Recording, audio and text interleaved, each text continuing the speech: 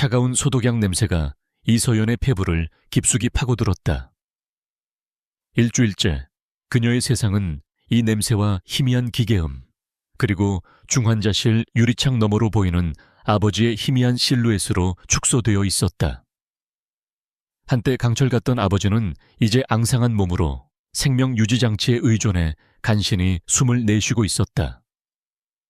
아버지를 바라보는 서연의 눈은 핏발이 서고 퀭했다. 잠을 못 잔 지 오래였다. 이서연 씨, 부드럽지만 단호한 의사의 목소리가 그녀를 현실로 끌어당겼다. 그녀는 기계적으로 고개를 돌렸다. 의사의 얼굴에는 동정과 함께 어쩔 수 없다는 체념이 서려 있었다. 아버님의 상태가 더 이상 시간을 허락하지 않습니다. 심장 이식 수술이 시급합니다. 저희도 최대한 대기 명단 순위를 조정해 보려 노력하고 있지만 수술 자체에 드는 비용이 문제입니다. 의사는 조심스럽게 서류 한 장을 내밀었다. 그 위에는 서연이 이미 수십 번도 더 보았던, 그래서 이제는 거의 외워버린 숫자들이 적혀 있었다. 수술비, 입원비, 약값. 그녀가 평생을 벌어도 만져볼 수 없을 것 같은 천문학적인 액수였다. 아르바이트를 3개씩 뛰고 휴학까지 했지만 매일 불어나는 병원비를 감당하기엔 턱없이 부족했다. 일주일 안에는 어떻게든 수술 보증금을 마련해야 합니다. 그렇지 않으면 저희도 장담할 수 없습니다. 의사의 마지막 말은 사형 선고처럼 서연의 귓가에 울렸다. 그녀는 힘없이 고개를 끄덕였다. 감사하다는 말도, 어떻게 해보겠다는 말도 나오지 않았다. 목구멍에 무언가 뜨거운 것이 걸려 말을 할 수가 없었다. 병원 복도를 비틀거리며 걸어 나오는 그녀의 어깨는 금방이라도 부서질 듯 위태로워 보였다. 그녀의 손에는 낡은 스마트폰이 들려 있었다. 화면에는 이미 대출이 거절되었다는 은행의 메시지들이 가득 차 있었다. 친척들은 오래전에 등을 돌렸고 친구들에게 손을 벌리기엔 그들의 사정도 뻔했다. 절망이 온몸을 잠식해 들어올 때 그녀는 문득 가방 깊숙한 곳에 처박아 두었던 작은 명함 한 장을 떠올렸다.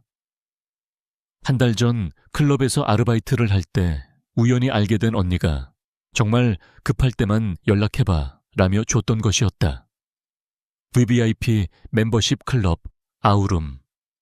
그 아래에는 작은 글씨로 당신의 가치를 최고로 만들어드립니다 라는 문구가 적혀 있었다. 그때는 그저 유흥업소의 호객행위라고 생각해 구겨버리려 했었다. 하지만 명함을 건네주던 언니의 의미심장한 눈빛이 잊히지 않았다. 그것이 무엇을 의미하는지 서연은 어렴풋이 짐작하고 있었다.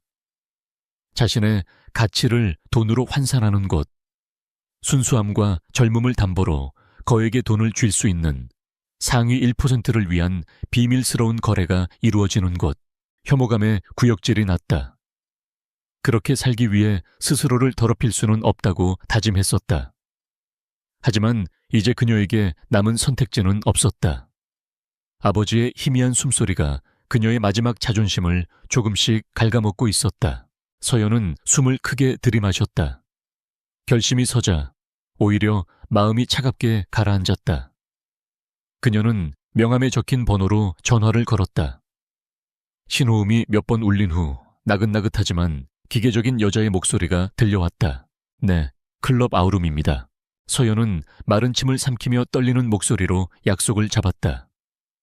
오늘 밤 그녀는 자신을 팔기로 결심했다. 클럽 아우름의 입구는 강남의 한적한 골목에 숨겨져 있었다. 화려한 넌사인 하나 없이 육중한 검은색 철문만이 이곳이 평범한 곳이 아님을 암시하고 있었다. 서연은 유일하게 가지고 있던 단정하지만 낡은 원피스 차림으로 문 앞에 섰다. 문 옆에 설치된 인터폰에 이름을 대자 잠시 후 묵직한 소리와 함께 문이 열렸다. 안으로 들어서자 병원의 소독약 냄새와는 전혀 다른 무겁고 달콤한 향기가 그녀를 덮쳤다. 값비싼 위스키와 시가, 그리고 정체를 알 수 없는 고급 향수 냄새가 뒤섞여 있었다. 내부는 전체적으로 어두운 조명이었지만 대리석 바닥과 벨벳 소파, 벽에 걸린 추상화들이 은은한 빛을 받아 고급스러움을 뽐내고 있었다. 이곳의 공기는 바깥 세상과는 다른 밀도를 가진 것처럼 느껴졌다. 한 여자가 다가와 그녀를 맞이했다. 정교하게 계산된 미소를 띤 40대 중반으로 보이는 여자였다. 그녀는 자신을 마담 정이라고 소개했다. 이서연 씨, 전화로 들었던 것보다 훨씬 청초하시네요. 마담 정은 서연을 위아래로 훑어보았다. 그 눈빛은 마치 경매에 나올 상품의 가치를 매기는 감정사의 그것과 같았다. 서연은 자신도 모르게 몸을 움츠렸다. 이쪽으로 앉으세요. 간단한 프로필을 작성해야 하니 마담 정이 안내한 곳은 클럽 안쪽에 있는 작은 방이었다. 방 안에는 고급스러운 책상과 의자만이 놓여 있었다. 서연이 자리에 앉자 마담 정은 태블릿 PC를 내밀었다. 이름, 나이, 학교, 가족관계, 그리고 특별한 경험, 유무를 묻는 항목에서 서연의 손가락이 잠시 멈칫했다. 그녀는 이를 악물고 없음에 체크했다. 아주 좋아요. 마담 정은 서연이 작성한 프로필을 만족스럽다는 듯이 훑어보았다. 그녀의 눈이 반짝였다. 서연 씨는 우리 클럽이 정말 좋아하는 타입이에요. 꾸미지 않은 순수함. 요즘엔 돈으로도 사기 힘든 가치죠. 오늘 밤 좋은 분을 만날 수 있을 거예요. 아버님 병원비 걱정은 오늘로 끝내게 해드릴게요. 그 말은 달콤한 위로였지만 서연에게는 자신의 영혼을 파는 계약서의 마지막 조항처럼 들렸다. 얼마나 시간이 흘렀을까. 마담 정이 다시 방으로 들어와 서연에게 준비하라고 말했다. 그녀를 따라 방을 나서자 클럽의 메인 홀은 아까보다 더 많은 사람들로 붐비고 있었다. 하나같이 값비싼 옷을 입고 여유로운 표정으로 대화를 나누는 남자들. 그리고 그들 곁에는 보석처럼 화려하게 치장한 여자들이 앉아 있었다. 서연은 그곳의 이질적인 풍경에 숨이 막힐 것 같았다. 마담 정은 서연을 가장 안쪽, 다른 테이블과 조금 떨어진 곳에 있는 자리로 이끌었다. 그곳에는 한 남자가 홀로 앉아 있었다. 그가 고개를 드는 순간 서연은 숨을 멈췄다. 주변의 모든 소음과 사람들이 순간적으로 사라지는 듯한 착각이 들었다. 남자는 완벽하게 재단된 검은색 슈트를 입고 있었다. 흐트러짐 하나 없는 머리칼, 조각처럼 날카로운 콧날과 턱선. 하지만 서연을 압도한 것은 그의 외모가 아니었다. 모든 것에 무심한 듯 하면서도 세상의 모든 것을 발 아래 둔 듯한 오만한 분위기. 그리고 그 깊이를 알 수 없는 차가운 눈동자. 그 눈은 마치 칠흑 같은 심연과 같아서 한번 빠지면 영원히 헤어 나올 수 없을 것 같은 공포감을 불러일으켰다. 강태준 회장님, 오늘 새로 들어온 아이입니다. 이서연이라고 합니다. 마담 정이 극도로 공손한 목소리로 남자를 소개했다. 강태준, 서연도 들어본 이름이었다. 대한민국 경제를 좌지우지하는 진성그룹의 최연소 총수. 언론에 가끔 등장하는 그의 사진은 항상 차갑고 냉정했다. 하지만 실물은 사진보다 훨씬 더 압도적이고 위협적이었다. 강태준은 대답 대신 말없이 서연을 응시했다. 그의 시선은 날카로운 칼날처럼 서연의 옷을 꿰뚫고 속을 들여다보는 것 같았다. 서연은 발가벗겨진 채로 그의 앞에 서 있는 듯한 굴욕감에 얼굴이 화끈거렸다. 그녀는 저도 모르게 주먹을 꽉 쥐었다. 마음에 드십니까? 마담 정의 조심스러운 물음에 강태준은 잠시 침묵을 지켰다. 그는 테이블 위에 위스키 잔을 들어 한 모금 마셨다. 얼음이 잔에 부딪히는 소리가 유난히 크게 들렸다. 사연이 있다고. 그의 목소리는 위스키보다 더 낮고 차가웠다. 네, 회장님. 아버님이 편찮으셔서 아주 효심이 지극한 아이입니다. 마담 정이 서둘러 대답했다. 강태준의 시선은 여전히 서연에게 고정되어 있었다. 그는 서연의 눈에서 공포와 수치심, 그리고 그 너머에 있는 필사적인 무언가를 읽어내고 있었다. 순진하지만 꺾이지 않은 눈빛, 그것이 그의 흥미를 끌었다. 얼마면 되지? 네. 아버지 병원비, 전부. 강태준의 말에 마담 정과 서연 모두 놀란 표정을 지었다. 하룻밤의 유흥을 위해 온 사람이 할 말은 아니었다. 서연은 자기도 모르게 입을 열었다. 전부라면 앞으로 들어갈 비용까지 전부 말입니까? 그녀의 목소리는 미세하게 떨리고 있었다. 강태준은 처음으로 입가에 희미한 미소를 띄었다. 하지만 그것은 온기가 전혀 느껴지지 않는 사냥감을 앞에 둔 포식자의 미소였다. 그래, 네 아버지가 완쾌해서 퇴원할 때까지 앞으로 들어갈 모든 비용, 그는 마치 동네 슈퍼에서 껌 한 통을 사는 것처럼 아무렇지 않게 말했다. 서연은 자신의 귀를 의심했다. 이 남자는 대체 누구이기에 그런 거액을 이토록 쉽게 말할 수 있는가? 대신 조건이 있다. 강태준이 몸을 앞으로 기울였다. 그의 그림자가 서연을 덮쳤다. 오늘 밤으로 끝나는 게 아니야. 내 아버지가 병원에 있는 동안, 아니, 내가 질릴 때까지 너는 내 것이다. 그것은 제안이 아니었다. 선언이었고 명령이었다. 너에게는 거부할 권리가 없다는 듯한 절대적인 소유욕이 그의 눈동자 안에서 번뜩였다. 서연의 심장이 쿵 하고 떨어졌다. 이것은 그녀가 상상했던 것보다 훨씬 더 끔찍한 거래였다. 하룻밤의 굴욕으로 끝나는 것이 아니었다. 자신의 시간, 육체, 어쩌면 영혼까지 저당 잡히는 노예 계약이었다. 하지만 그녀의 머릿속에는 의사의 마지막 말이 맴돌았다. 일주일, 그렇지 않으면 장담할 수 없습니다. 아버지의 얼굴이 떠올랐다. 서연은 눈을 질끈 감았다. 다시 눈을 떴을 때 그녀의 눈에 서려있던 두려움은 사라지고 차가운 결의만이 남아있었다. 아, 좋습니다. 그녀의 대답에 강태준의 입꼬리가 만족스럽게 올라갔다. 그는 옆에 있던 비서에게 턱짓했다.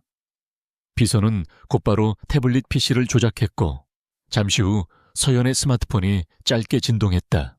서울중앙병원에서 5억 원이 입금 처리되었습니다. 믿을 수 없는 액수였다.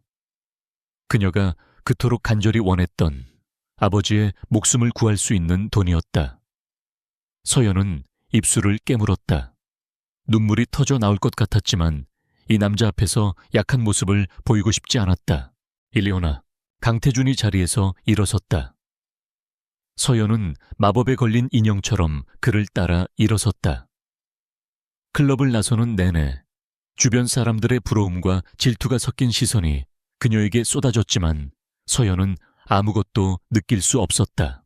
그의 차는 소리 없이 밤의 도시를 미끄러져 나갔다. 차 안에는 무거운 침묵만이 흘렀다. 서연은 차창 밖으로 스쳐 지나가는 화려한 도시의 불빛을 멍하니 바라보았다. 저 불빛들 중 자신을 위한 것은 하나도 없었다.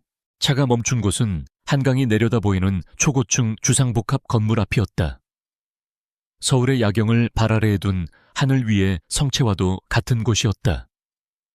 그는 그녀를 데리고 전용 엘리베이터에 올랐다. 엘리베이터는 숨막히는 속도로 상승해 꼭대기층에서 멈췄다. 리딩 하는 소리와 함께 문이 열렸다. 눈앞에 펼쳐진 것은 집이라고 부르기 힘든 거대하고 차가운 공간이었다. 통유리창 너머로 서울의 야경이 파노라마처럼 펼쳐져 있었다. 최고급 가구와 예술 작품들이 마치 박물관처럼 배치되어 있었지만 사람 사는 온기는 전혀 느껴지지 않았다. 그녀가 넋을 잃고 서 있는 사이 강태준은 말없이 안으로 들어갔다. 서연은 망설였다. 이 문턱을 넘는 순간 그녀의 이전 삶은 완전히 끝장나고 말 것이다. 하지만 그녀에게는 돌아갈 곳이 없었다. 이미 거래는 성립되었다. 서연은 심호흡을 한 번 하고 안으로 첫 발을 내디뎠다. 그녀가 안으로 들어서는 순간 등 뒤에서 육중한 현관문이 철컥 하는 소리를 내며 닫혔다. 그 소리는 마치 감옥문이 닫히는 소리처럼 그녀의 심장을 서늘하게 울렸다. 이서연은 낯선 부드러움에 눈을 떴다. 몸을 감싸고 있는 것은 구름처럼 가볍고 매끄러운 실크 시트였다. 눈을 깜빡이자 시야에 들어온 것은 미니멀리즘의 극치를 보여주는 거대한 침실이었다. 회색과 흰색, 검은색만으로 이루어진 공간은 모델하우스처럼 비현실적이고 차가웠다. 그녀가 누워있는 침대는 혼자 쓰기에는 터무니없이 넓었다. 간밤의 기억이 파편처럼 밀려들었다. 강태준의 차가운 눈빛, 그의 명령, 그리고 이 낯선 공간에 발을 들여놓았던 순간까지. 모든 것이 끔찍한 악몽 같았지만 온몸을 감싸는 값비싼 침구의 감촉은 이것이 현실임을 냉정하게 알려주고 있었다. 그녀의 옆자리는 비어 있었다. 그는 언제 나갔는지 모르게 흔적조차 없었다. 서연은 천천히 몸을 일으켰다. 어젯밤 입고 왔던 낡은 원피스는 보이지 않았다. 대신 침대 발치에 놓인 의자 위에는 고급스러운 실내 가운이 단정하게 개어져 있었다. 잠시 망설이던 그녀는 가운을 걸치고 침대에서 내려왔다. 발바닥에 닿는 푹신한 카펫의 감촉마저 낯설었다. 침실 한쪽 벽면 전체가 붙박이장으로 되어 있었다. 호기심에 문을 열어본 서연은 저도 모르게 숨을 멈췄다. 안에는 마치 백화점 명품관을 그대로 옮겨놓은 것처럼 수많은 옷과 가방, 구두들이 완벽하게 진열되어 있었다. 놀라운 것은 모든 것들이 기적처럼 그녀의 사이즈에 딱 맞춰져 있다는 점이었다. 그는 어떻게 그녀의 사이즈를 알았을까? 소름 끼치는 생각에 서연은 서둘러 문을 닫았다. 그는 그녀를 사기 전부터 이미 모든 것을 준비해 두었던 것이다. 침실을 나온 그녀는 펜트하우스의 규모에 다시 한번 압도당했다. 끝이 보이지 않는 복도, 높은 천장, 거대한 통유리창으로 쏟아져 들어오는 아침 햇살. 모든 것이 위압적으로 느껴졌다. 주방으로 보이는 곳으로 가자 중년의 여인이 기척을 느끼고는 고개를 돌렸다. 단정하게 유니폼을 입은 그녀는 감정 없는 표정으로 서연에게 허리를 숙였다. 일어나셨습니까? 엄비서라고 합니다. 회장님께서 아침 식사를 준비하라고 지시하셨습니다. 그녀의 목소리는 필요한 말만 하는 잘 훈련된 기계 같았다. 그녀는 서연을 식탁으로 안내했다. 거대한 대리석 식탁 위에는 호텔 조식 뷔페를 방불케 할 만큼 화려한 음식들이 차려져 있었다. 하지만 그 많은 음식들 앞에 놓인 식기는 단 하나, 서연의 것뿐이었다. 회장님은 서연이 조심스럽게 묻자 엄비서는 표정 변화 없이 대답했다. 회장님께서는 회사에서 아침 식사를 하십니다. 서연은 더 이상 묻지 않았다. 혼자 남겨진 식탁에 앉아 음식을 내려다보았다. 배가 고팠지만 목구멍으로 아무것도 넘어가지 않았다. 이 모든 호사는 결국 그녀의 자유와 맞바꾼 대가였다. 음식 하나하나가 족쇄처럼 느껴졌다. 그때 식탁 위에 놓여있던 새로운 스마트폰이 울렸다. 발신자는 강태준이었다. 서연은 심장이 철렁 내려앉는 것을 느끼며 망설이다 전화를 받았다. 일어났나. 수화기 너머로 들려오는 그의 목소리는 여전히 차갑고 무감정했다. 네. 옷장 안의 옷들은 전부 내 것이다. 필요한 게 있으면 엄비서에게 말해. 오늘부터는 이 집 밖으로 한 발짝도 나갈 수 없어. 허락 없이는. 그의 말은 통보였다. 서연은 자기도 모르게 반문했다. 학교는 가야 합니다. 의사가 되겠다는 꿈은 그녀의 마지막 남은 자존심이자 희망이었다. 그것마저 빼앗길 수는 없었다. 수화기 너머에서 잠시 침묵이 흘렀다. 이내 비웃음이 섞인 듯한 그의 목소리가 들려왔다. 의대생이었나? 상관없어. 휴학 신청은 이미 내 쪽에서 처리했다. 내 여자가 다른 놈들 앞에서 공부 따위를 하는 건 볼썽사나우니까. 정심심하면 집 안에 있는 서재를 이용해. 세상의 모든 책은 다 구해줄 수 있으니. 일방적인 통화는 그것으로 끝이었다. 서연은 전화가 끊긴 스마트폰을 든 채 한동안 멍하니 서 있었다. 분노와 무력감이 온몸을 휩쌌다. 그는 그녀의 삶을 송두리째 자신의 통제에 두려 하고 있었다. 이 화려한 펜트하우스는 다름 아닌 황금으로 만들어진 감옥이었다. 그날부터 서연의 감금 생활이 시작되었다. 그녀는 거대한 펜트하우스를 정처 없이 떠돌았다. 최신 시설을 갖춘 홈짐, 수백 편의 영화가 저장된 홈시어터, 그리고 강태준이 말했던 거대한 서재. 모든 것이 있었지만 그녀가 원하는 자유는 없었다. 창문은 두꺼운 방탄 유리로 되어 열리지 않았고 현관문은 항상 잠겨 있었다. 엄비서는 그림자처럼 그녀의 뒤를 따르며 일거수일투족을 감시했다. 그녀는 강태준이 설치해놓은 거대한 인형의 집에 갇힌 인형이었다. 밤이 되면 강태준이 돌아왔다. 그는 항상 피곤한 기색이었지만 날카로운 눈빛만은 변함이 없었다. 그는 서연에게 많은 말을 하지 않았다. 그저 그녀를 자신의 옆에 앉혀두고 서류를 보거나 뉴스를 확인했다. 그의 존재감은 그 자체로 서연의 숨통을 조였다. 그는 그녀에게서 어떠한 감정적인 교류도 원하지 않았다. 그가 원하는 것은 오직 완벽한 소유와 통제뿐이었다. 그는 때때로 그녀를 침대로 이끌었다. 그의 행동에는 어떠한 부드러움이나 애정도 없었다. 그는 마치 자신의 소유물임을 확인하듯 집요하고 거칠게 그녀를 탐했다. 서연은 그저 이를 악물고 그 시간이 지나가기만을 기다릴 뿐이었다. 그녀는 울거나 애원하지 않았다. 그것이 이 남자에게 자신을 완전히 굴복시키지 않을 유일한 방법이라고 생각했다. 서연의 그런 반응은 강태준의 흥미를 더욱 자극했다. 그는 돈으로 수많은 여자들을 샀지만 그녀들 대부분은 그의 앞에서 비굴하게 애원하거나 혹은 더 많은 것을 얻기 위해 교태를 부렸다. 하지만 이서연은 달랐다.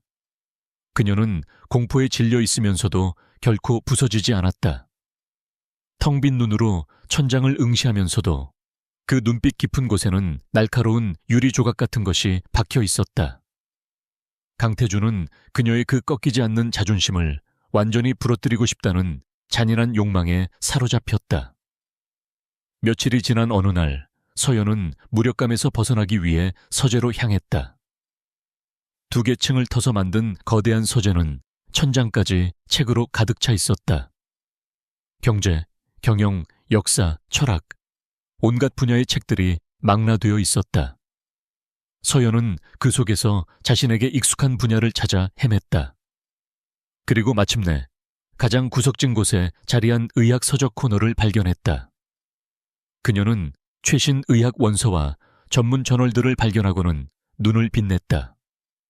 학교 도서관에서도 보기 힘든 귀한 자료들이었다. 그녀는 그 자리에 주저앉아 책을 펼쳤다. 복잡한 인체 해부도와 빼곡하게 적힌 전문 용어들이 오히려 그녀의 마음을 편안하게 해주었다. 이것은 그녀의 세상이었고 강태준이 침범할 수 없는 유일한 영역이었다. 그날 이후 서재는 서연의 도피처가 되었다. 그녀는 아침에 눈을 뜨면 서재로 가 해가 질 때까지 책을 읽었다. 밥 먹는 시간도 잊을 만큼 몰두했다. 의사가 되겠다는 꿈을 포기하지 않는 것. 그것은 이 끔찍한 현실에 맞서는 그녀만의 투쟁 방식이었다. 그녀의 이런 변화는 즉시 강태준의 귀에 들어갔다. 그의 비서인 김 실장이 엄비서를 통해 모든 것을 보고하고 있었다. 아가씨께서 며칠째 서재에서 의학 서적만 보고 계십니다. 식사도 거르실 때가 많다고 합니다. 보고를 들은 강태준의 표정은 미묘했다. 그는 서연이 절망에 빠져 자신에게 매달릴 것이라 예상했다.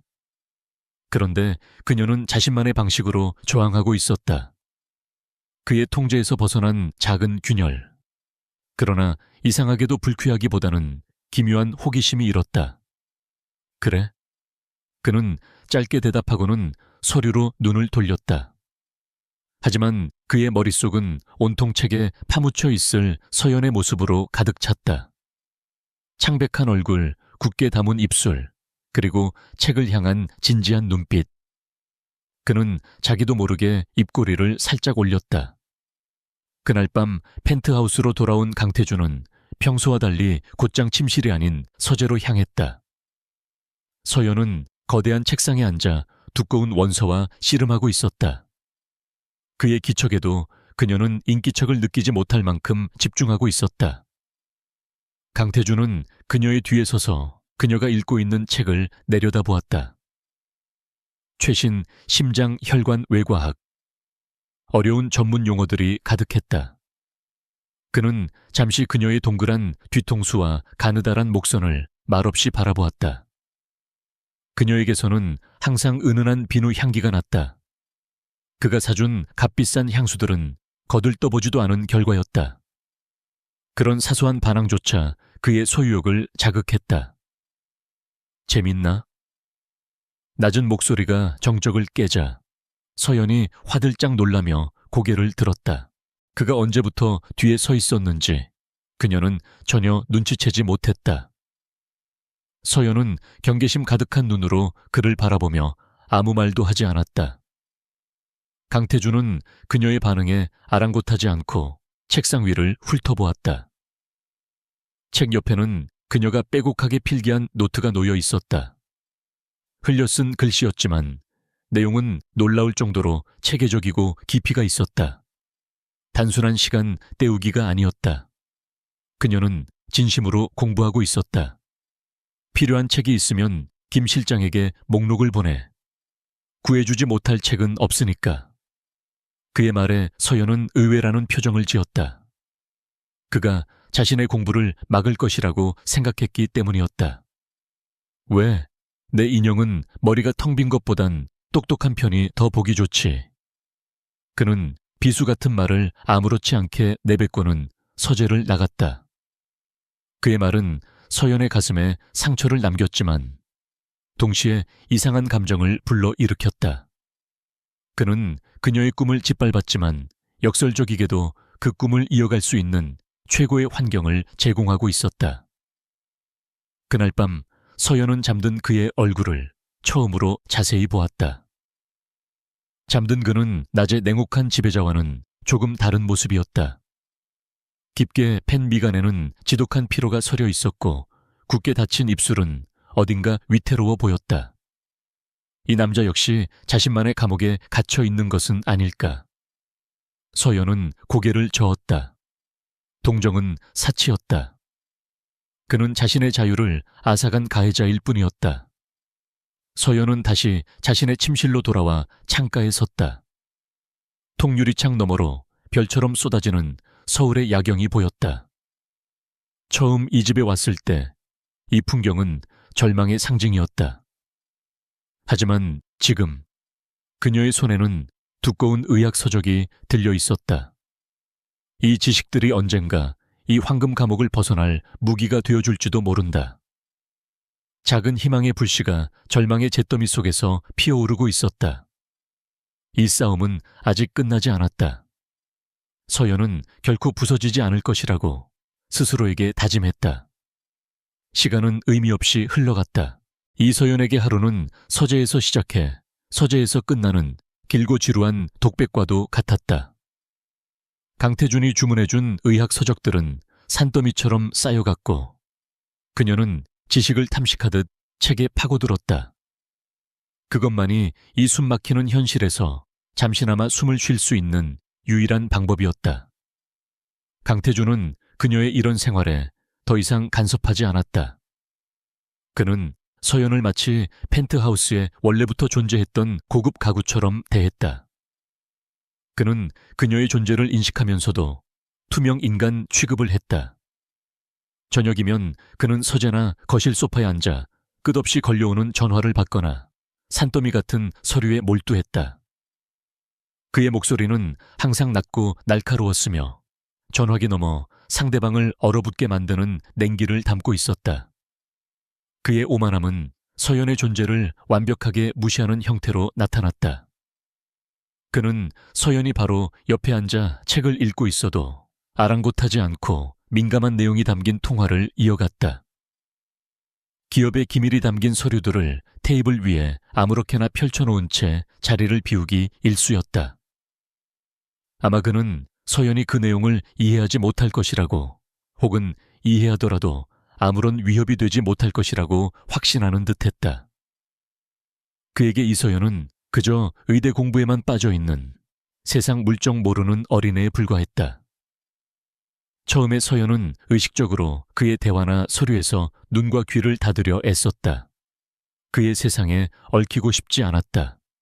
하지만 한정된 공간에 갇혀 지내다 보니 그의 말과 행동 하나하나가 그녀의 의지와 상관없이 뇌리에 박히기 시작했다. 의학 공부로 단련된 그녀의 두뇌는 흩어져 있는 정보의 조각들을 자신도 모르게 수집하고 분류하고 분석하고 있었다. 강민혁 부회장. 강태준의 통화에서 가장 자주 등장하는 이름이었다. 강태준의 유일한 혈육인 삼촌이자 진성그룹의 2인자. 강태준은 그 이름을 언급할 때마다 목소리가 한 톤 더 낮아지고 날카로워졌다. 둘 사이에 보이지 않는 암투와 신경전이 전화기 너머의 팽팽한 공기를 통해 서연에게까지 전달되었다. 대영건설 인수건, 진성바이오 신약 3상 임상 결과. 단편적인 키워드들이 그녀의 머릿속에 쌓여갔다. 처음에는 의미 없는 소음 같았던 단어들이 시간이 지나면서 서서히 하나의 거대한 그림을 만들어가고 있었다. 그녀는 자신이 원치 않게 대한민국 최대 기업의 가장 은밀하고 위험한 비밀의 한가운데에 앉아있음을 깨닫기 시작했다. 사건의 발단은 어느 늦은 밤 강태준이 몹시 취해서 들어온 날이었다. 그는 평소의 냉정함을 잃고 드물게 흐트러진 모습을 보였다. 손에는 두꺼운 보고서 파일 하나를 들고 있었다. 그는 파일을 서재 책상 위에 신경질적으로 던져놓고는 곧장 침실로가 쓰러지듯 잠이 들었다. 서연은 잠든 그를 확인하고 조용히 서재로 나왔다. 책상 위에 던져진 파일 표지에 적힌 글자가 그녀의 눈길을 사로잡았다. JSB 고엔리알 신약 임상 3상 최종 결과. 보고서 헬릭스 연구소 진성바이오. 강태준이 그룹의 미래를 걸고 추진하는 핵심 사업이었다. 그리고 JS 웩실우알은 그 첫 번째 결과물인 차세대 항암제였다. 서연은 자신도 모르게 파일로 손을 뻗었다. 단순한 호기심이었다. 자신이 공부하고 있는 분야와 직접적으로 관련된 내용이었기에 전문적인 궁금증이 먼저 발동했다. 그녀는 조심스럽게 파일을 펼쳤다. 보고서의 서두는 화려한 미사역으로 가득 차 있었다. 기존 항암제 대비 월등한 종양 억제 효과, 낮은 부작용, 완벽에 가까운 성공적인 결과였다. 이대로라면 식약처 승인은 물론 세계 시장을 석권하는 것도 시간 문제처럼 보였다. 서연은 빠르게 페이지를 넘겼다. 그러다 보고서의 가장 마지막 부분, 수백 페이지에 달하는 데이터 부록에서 무언가 위화감을 느꼈다. 임상 참가자들의 상세 데이터가 깨알 같은 글씨로 정리된 부분이었다. 대부분의 의사들이나 경영진들은 귀찮아서 그냥 지나칠 법한 방대한 양의 원본 데이터였다. 하지만 서연은 달랐다. 그녀는 통계와 데이터를 분석하는 훈련을 받은 예비 의학도였다. 그녀의 눈이 특정 패턴을 포착했다. 임상 참가자 그룹 중 극소수의 환자들에게서 미미하지만 일관된 심장 부정맥 부작용이 보고되고 있었다. 그 수치는 전체 통계에 묻혀버릴 만큼 작았지만 의학적인 관점에서 결코 무시할 수 없는 위험 신호였다. 심장에 직접적인 독성을 유발할 가능성을 시사하고 있었다. 그런데 보고서의 요약 부분이나 결론에서는 이 내용이 교묘하게 축소되거나 경미하고 일시적인 반응으로 왜곡되어 있었다. 명백한 데이터 조작 혹은 의도적인 은폐였다. 서연의 등줄기에 소름이 돋았다. 만약 이 약이 이대로 출시된다면 수많은 환자들이 잠재적인 심장마비 위험에 노출될 수 있었다. 이것은 단순한 기업 간의 암투를 넘어 수많은 사람의 목숨이 걸린 문제였다. 그 순간 며칠 전 강태준의 통화 내용이 퍼즐 조각처럼 머릿속에 떠올랐다. 헬릭스 연구소 일처리 이따위로 할 겁니까? 강민혁 부회장 이름 걸고 하는 거면 제대로 하라고 전해. 헬릭스 연구소. 이 보고서를 작성한 곳이었다. 그리고 그곳은 강민혁 부회장의 영향력 아래에 있는 자회사 중 하나였다. 모든 것이 연결되었다. 이것은 단순한 실수가 아니었다. 강민혁이 강태준을 무너뜨리기 위해 파놓은 치명적인 함정이었다. 강태준의 이름으로 출시된 신약에서 훗날 심각한 부작용이 발견된다면 진성바이오는 회복 불가능한 타격을 입을 것이고 프로젝트를 총괄한 강태준은 경영 일선에서 물러나야 할 것이다.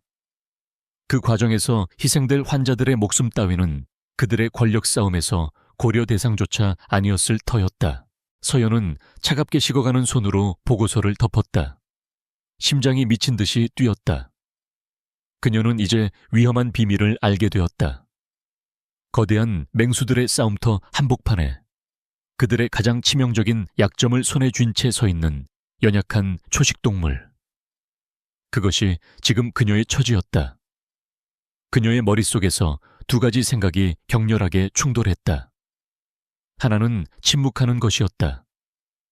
강태준은 그녀를 감금하고 그녀의 인생을 망가뜨린 남자다. 그가 몰락하든 말든 그녀가 상관할 바가 아니었다. 오히려 그의 몰락은 그녀에게 자유를 가져다 줄지도 모른다.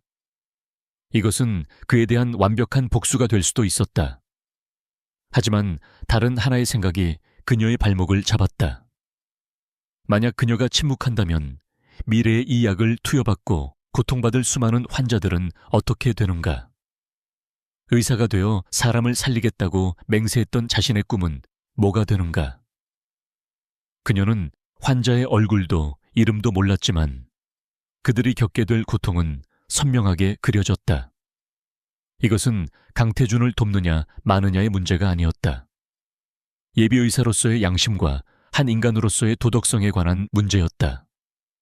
밤은 깊어지고 펜트하우스는 숨막히는 정적에 잠겨 있었다. 서연은 문제의 보고서를 손에 든 채 서재 한가운데에 망연자실하게 서 있었다. 그녀의 손에 들린 것은 단순한 종이 뭉치가 아니었다. 그것은 거대 재벌 총수의 운명과 수많은 사람들의 목숨, 그리고 그녀 자신의 미래를 결정할 수 있는 열쇠였다. 그녀는 선택의 기로에 놓였다. 복수를 위해 악마의 함정을 못 본 척할 것인가? 아니면 자신의 원수인 악마를 구하기 위해 더 큰 악의 구렁텅이로 스스로 걸어 들어갈 것인가? 어느 쪽을 선택하든 그녀의 삶이 이전과는 전혀 다른 방향으로 흘러가리라는 것만은 분명했다. 그녀는 더 이상 수동적인 피해자나 관찰자가 아니었다. 이 거대한 게임의 흐름을 바꿀 수 있는 변수, 위험한 와일드카드가 되어버린 것이다. 밤새 이서연은 고민으로 뜬 눈을 지새웠다. 손에 든 보고서는 언제 터질지 모르는 시한폭탄과도 같았다. 그녀의 양심은 계속해서 경고 신호를 보냈지만 강태준이라는 남자에게 이 사실을 알려주는 것이 과연 옳은 일인지에 대한 확신이 서지 않았다. 그에게 이 카드를 넘기는 순간 자신은 이 위험한 게임에 더 깊이 휘말리게 될 것이 분명했다. 그녀가 결론을 내리기도 전에 상황은 전혀 예상치 못한 방향으로 폭발해버렸다. 그날 저녁 강태준은 평소보다 훨씬 더 늦은 시간에 살얼음 같은 분노를 온몸에 휘감은 채 돌아왔다. 최고급 슈트는 흐트러짐이 없었지만 그의 턱은 돌처럼 굳어 있었고 눈은 이글거리는 불꽃을 품고 있었다.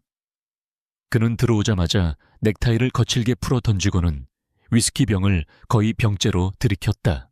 서연은 숨을 죽인 채 그의 눈치를 살폈다.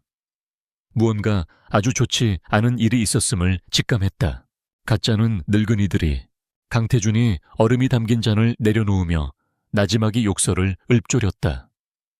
잔이 대리석 테이블에 부딪히며 위태로운 소리를 냈다. 이제 하다 내 결혼까지 마음대로 주무르려고 들어? 서연은 그제야 상황을 파악했다. 오늘 저녁 진성그룹에 비공개 가족 모임이 있었다는 것을 김 실장과 엄 비서의 대화를 통해 어렴풋이 들었던 터였다. 그리고 그 자리의 주된 안건이 바로 강태준의 결혼 문제라는 것도 그의 부친이 갑작스럽게 세상을 떠난 후 어린 나이에 총수 자리에 오른 강태준의 입지는 겉보기보다 불안정했다. 특히 호시탐탐 경영권을 노리는 삼촌 강민혁 부회장과 그를 지지하는 원로 이사들은 안정적인 경영 승계를 명분으로 계속해서 그의 결혼을 압박해왔다. 그들이 원하는 것은 물론 자신들의 세력을 확장하는 데 도움이 될 정략 결혼이었다. 오수진이라 대형그룹 딸 말인가. 그가 비웃음을 터뜨렸다. 오수진, 서연도 들어본 이름이었다. 대형그룹 회장의 막내딸로 화려한 미모와 사교계의 여왕으로 유명한 여자였다. 강민혁 부회장이 강력하게 밀고 있는 혼처였다. 만약 둘의 결혼이 성사된다면 진성그룹 내에서 강민혁의 입지는 날개를 단 듯 막강해질 터였다. 강태준에게는 최악의 시나리오였다. 그는 아내라는 이름의 족쇄를 찰 생각이 없었다. 특히 자신의 등 뒤에 칼을 꽂을지도 모를 배경이 든든한 아내는 더더욱 사절이었다. 그에게 아내는 완벽하게 통제 가능하고 자신의 앞길에 방해가 되지 않으며 어떤 뒷배도 없는 순종적인 존재여야만 했다. 그 순간 그의 차갑고 계산적인 시선이 소파 한쪽에서 조용히 책을 읽고 있는 서연에게로 향했다. 어둠 속에서도 그녀의 하얀 얼굴과 검은 머리칼은 선명하게 보였다. 배경도 가진 것도 없는 여자. 아비의 목숨값을 담보로 잡혀 자신의 소나귀 안에서 꼼짝도 못하는 여자. 그러면서도 어설픈 지식으로 자신의 허를 찔렀던 흥미로운 여자. 강태준의 머릿속에서 모든 조각이 맞춰졌다. 적들의 허를 찌르고 결혼 압박에서 벗어나며 이 여자를 자신의 소유물로 완벽하게 묶어둘 수 있는 단 하나의 방법. 그의 입가에 잔인할 정도로 차가운 미소가 떠올랐다. 서연은 그의 시선에서 무언가 불길한 것을 읽어냈다. 그녀는 더 이상 망설일 시간이 없다고 판단했다. 강태준이 어떤 결정을 내리기 전에 먼저 자신이 쥔 카드를 써야만 했다. 그녀는 자리에서 일어나 책상 위에 놓아두었던 문제의 보고서를 들고 그에게 다가갔다. 강태준은 그녀의 당돌한 행동에 흥미롭다는 듯 눈썹을 치켜세웠다. 드릴 말씀이 있습니다. 서연의 목소리는 떨리지 않으려 애썼지만 미세한 긴장이 묻어났다. 그녀는 보고서를 그의 앞 테이블 위에 내려놓았다. 그리고 자신이 발견한 데이터 부록의 특정 페이지를 펼쳐 보였다. 그녀는 정면으로 그를 공격하는 대신 영리하게 우회하는 방식을 택했다. 제가 의학을 공부하는 학생으로서 이 보고서의 데이터 일부가 조금 이상하게 보여서요. 통계적 유의성은 낮지만 특정 환자군에서 심장 박동 관련 부작용이 일관되게 나타나고 있습니다.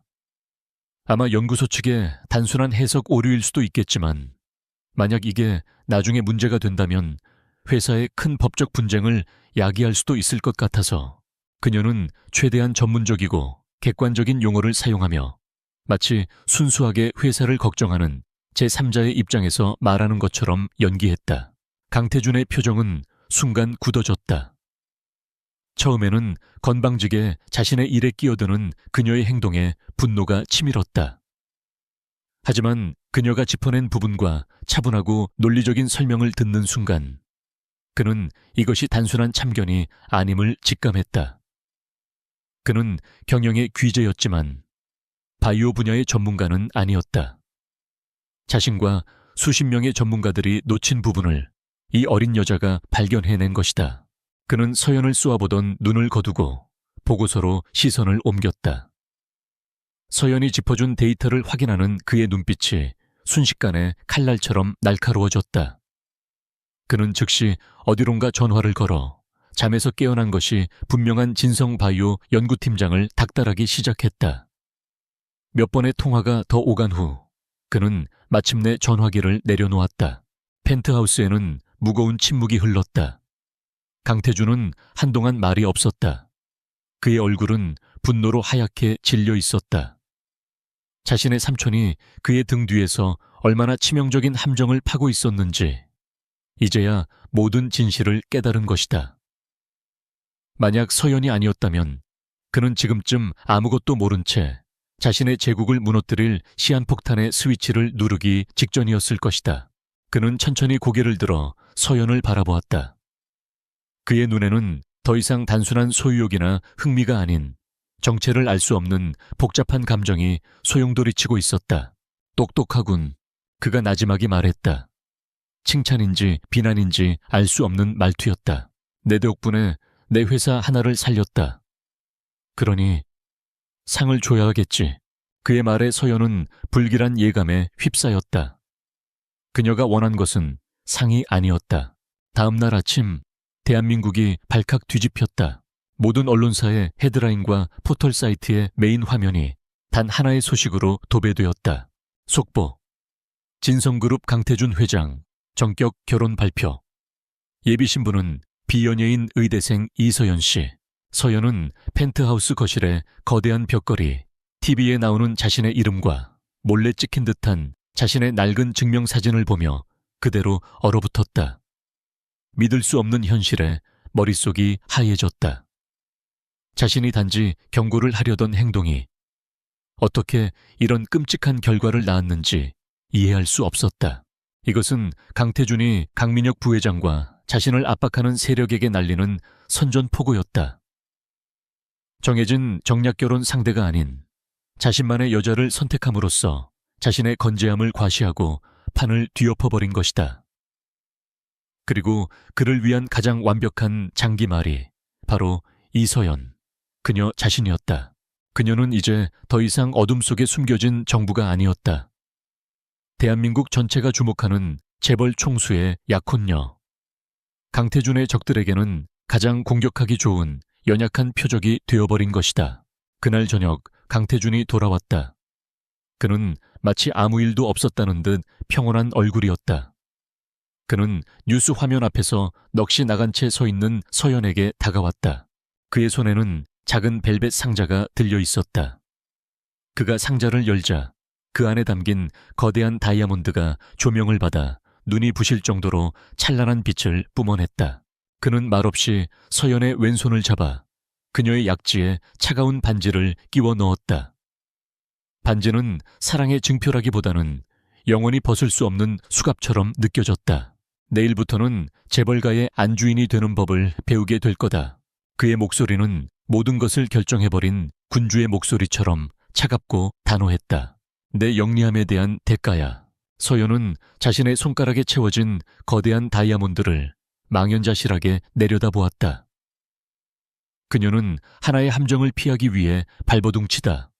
결국 훨씬 더 크고 화려하며 벗어날 수 없는 덫에 스스로 걸어들어온 셈이었다. 결혼 발표 다음 날부터 펜트하우스는 거대한 인형 공작소로 변했다. 강태준이 고용한 최고의 전문가들이 아침부터 저녁까지 그녀에게 붙어 머리부터 발끝까지 이서연이라는 존재를 지우고 진성그룹의 안주인이라는 새로운 인물을 빚어내기 시작했다. 스타일리스트는 그녀의 옷장을 다시 채웠고 걸음걸이와 자세를 교정하는 코치가 따라붙었으며 수십 가지 종류의 포크와 나이프 사용법을 가르치는 테이블 매너 강사가 매일 그녀를 찾아왔다. 그녀는 진성그룹의 가계도와 대한민국 정재계 인사들의 얼굴, 이름, 관계도를 마치 의학 용어를 외우듯 암기해야만 했다. 미소 짓는 법, 인사하는 법, 심지어는 차에서 내리는 우아한 자세까지 그녀의 모든 움직임은 정교하게 계산되고 통제되었다. 이 과정은 또 다른 형태의 감금이었다. 이전에는 육체적 자유를 빼앗겼다면 이제는 그녀의 정체성마저 지워지고 있었다. 거울 앞에 선 그녀는 낯선 여자와 마주했다. 완벽하게 세팅된 머리, 수천만 원을 호가하는 드레스, 값비싼 보석으로 치장한 모습. 겉모습은 화려했지만 눈빛은 텅 비어 있었다. 그리고 마침내 첫 번째 시험의 날이 왔다. 강태준의 약혼녀로서 진성그룹 일가와 공식적으로 대면하는 저녁 식사 자리였다. 강태준의 본가는 서울의 전통적인 부촌인 평창동에 위치해 있었다. 높은 담장과 울창한 소나무 숲에 둘러싸인 거대한 한옥저택은 외부 세계와는 완벽하게 단절된 그들만의 왕국이었다. 차가 저택의 육중한 대문을 통과하는 순간 서연은 보이지 않는 성벽 안으로 들어서는 듯한 위압감을 느꼈다. 차에서 내리는 그녀를 강태준이 에스코트했다. 그는 평소보다 더 냉정하고 단단해 보였다. 그는 차 안에서 그녀에게 단 한마디만 했다. 죽은 듯이 가만히 있거나 아니면 알아서 살아남아. 그곳은 정글이니까. 그는 그녀를 보호해줄 생각이 추호도 없었다. 그는 자신이 고른 장기말이 얼마나 쓸모 있는지 맹수들 소굴에 던져놓고 직접 시험해볼 작정이었다. 식사가 준비된 거대한 대청마루에는 이미 모든 사람이 모여 있었다. 상석에는 강태준의 계모인 한 여사가 앉아 있었다. 우아한 한복 차림의 그녀는 온화한 미소를 짓고 있었지만 서연을 훑어보는 눈빛은 얼음장처럼 차가웠다. 그녀는 강태준의 부친이 말년에 얻은 젊은 아내로 야심이 크고 뼛속까지 귀족주의로 가득 찬 인물이었다. 그리고 그 옆에는 강민혁 부회장이 앉아 있었다. 그는 서연을 보자마자 인자한 삼촌처럼 웃으며 반겼지만 그 미소 뒤에 숨겨진 차가운 계산과 경계심을 서연은 놓치지 않았다. 가장 서연을 당혹스럽게 만든 것은 예상치 못한 인물의 등장이었다. 태준아 왔니? 어머, 이쪽이 그 유명한 신데렐라인가? 화려한 미모의 젊은 여자가 교태 섞인 목소리로 아는 척을 해왔다. 대형그룹의 막내딸, 강태준의 정략결혼 상대였던 오수진이었다. 그녀는 가족 같은 사이라는 명분으로 뻔뻔하게 이 자리에 참석해 있었다. 자신에게 굴욕을 안겨준 여자를 직접 보기 위해 온 것이 분명했다. 그녀의 눈에는 숨길 수 없는 적의와 질투가 이글거리고 있었다. 그 순간 식사 자리는 서연에게 단순한 대면이 아닌 사방이 적으로 둘러싸인 전쟁터가 되었다. 자리에 앉자마자 보이지 않는 공격이 시작되었다. 듣자 하니 아가씨는 평범한 집안 출신이라고. 한 여사가 우아하게 찻잔을 들며 입을 열었다. 그녀의 목소리는 비단결처럼 부드러웠지만 그 안에 담긴 가시를 느끼는 것은 어렵지 않았다. 서연은 긴장으로 뻣뻣해지는 등을 애써 펴고 침착하게 대답했다. 네, 아버지는 작은 공장을 운영하셨고 지금은 편찮으셔서 입원 중이십니다. 그녀는 자신의 배경을 부끄러워하지도 과장하지도 않았다. 담담하게 사실만을 말했다. 어머나, 공장이라니. 우리 진성가와는 참 어울리지 않는 배경이네. 태준이도 보는 눈이 참 독특해. 한 여사는 혀를 차며 노골적으로 그녀를 무시했다. 서연의 얼굴이 살짝 굳었지만 그녀는 아무런 대꾸도 하지 않고 고개를 숙였다. 지금 반박하는 것은 불에 기름을 붓는 격이었다. 그때 옆에 앉아있던 오수진이 끼어들었다. 그래도 의대생이라니 머리는 좋은가 봐요. 어느 대학 다니셨더라? 우리 오빠 친구들도 의사가 많은데 혹시 아는 사람 있을지 모르겠네.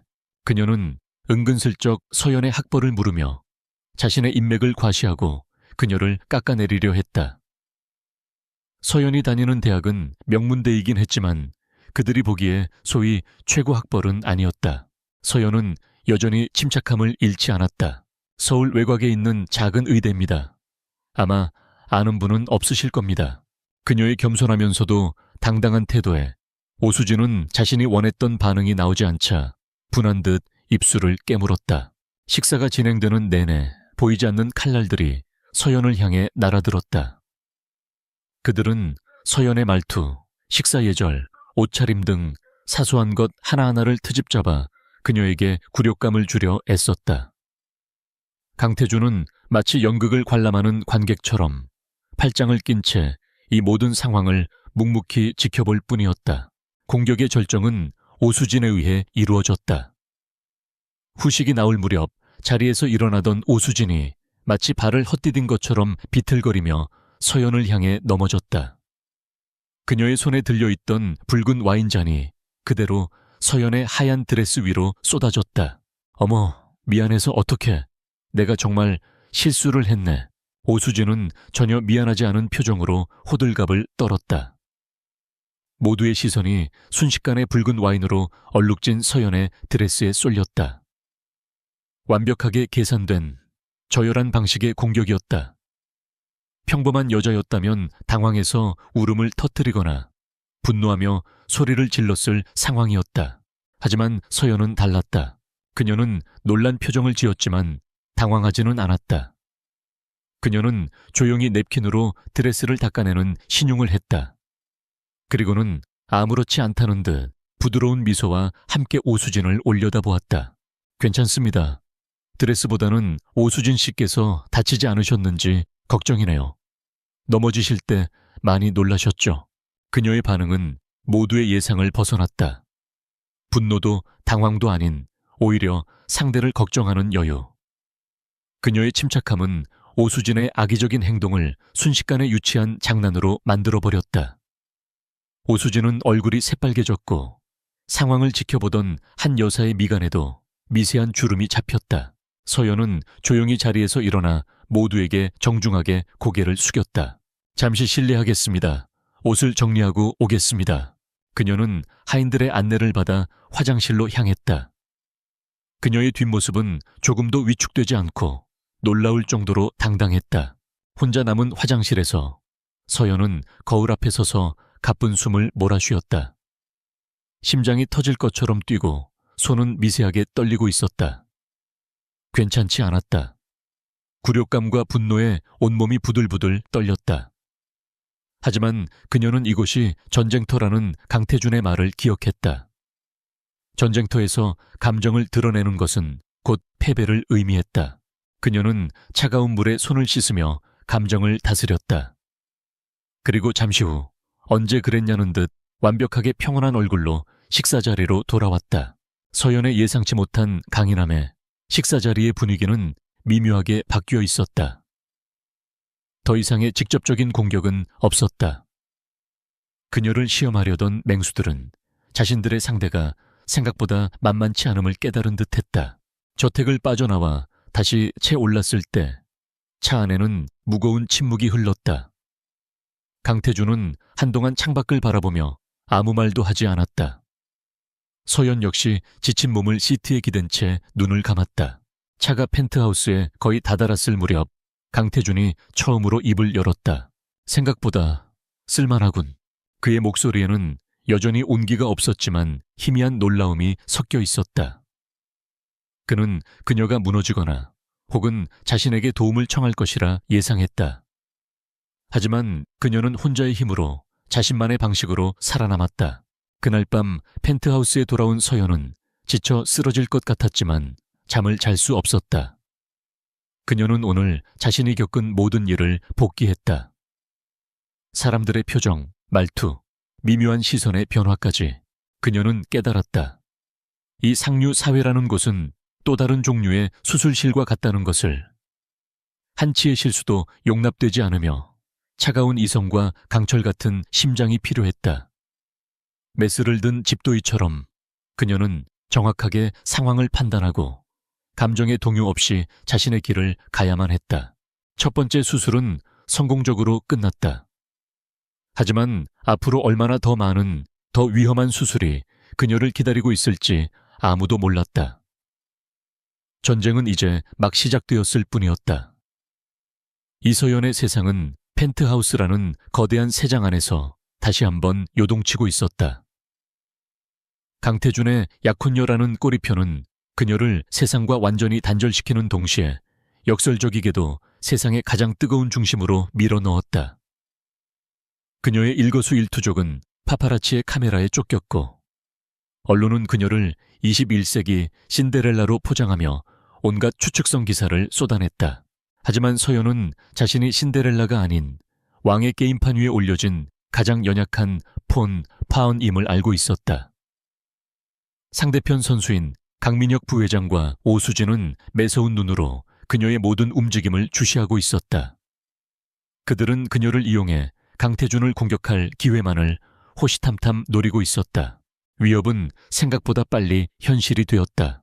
진성그룹이 사활을 걸고 추진하던 해외 반도체 기업 인수합병 M&A, 이 막바지 협상에 다다른 아주 중요한 시기였다.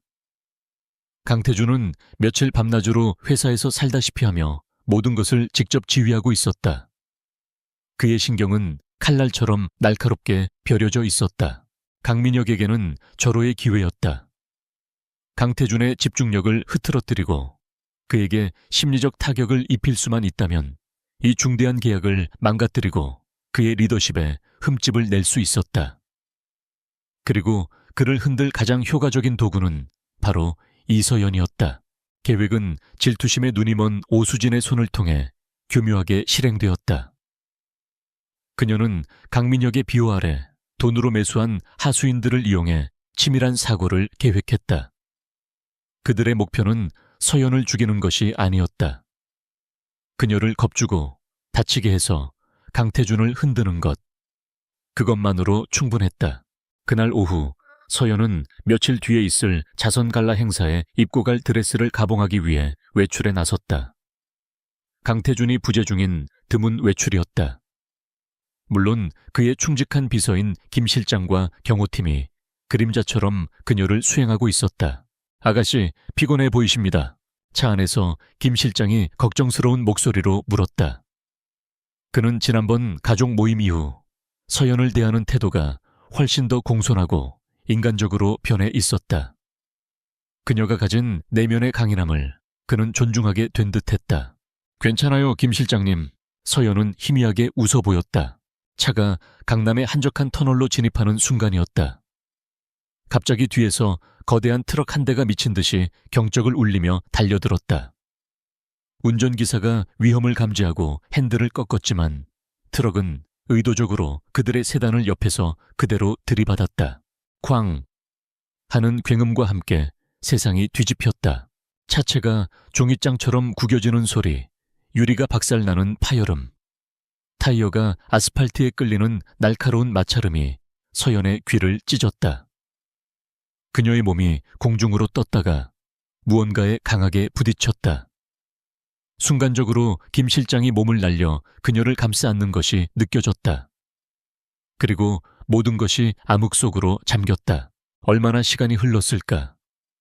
매캐한 연기, 냄새와 희미한 사이렌 소리가 그녀의 의식을 깨웠다.